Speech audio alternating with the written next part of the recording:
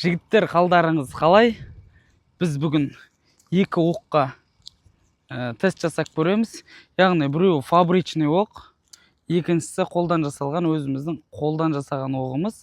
Яғни ішіне порқын, дробын салып. Енді екі оқты қазір атып көреміз.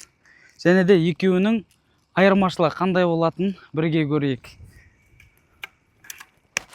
Так, фабричный оқты үстіне саламын, заводской оқты, ал қолдан жасалған оқты астына саламын. Қалай болатыны мен өзіме де қызық болып тұр. Бірінші жасалған оқ, бірінші рет атып көргелі жатырмын.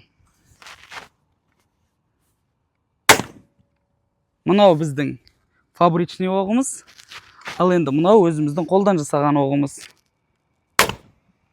Көріп тұрғандарыңыздай қатты теуіп тұр. Және де мына аяққа қатты соққы болған сияқты.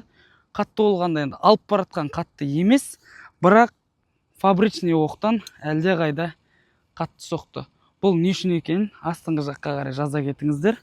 Барлығы жақсы болды деп ойлаймын. Мүмкін сіздердің ақыл кеңестеріңізбен жасаған оғымызды одан әрі дамытуға кеңестеріңіз пайдалы болып қалуы мүмкін. Комментарияда кеңестеріңізді күтемін.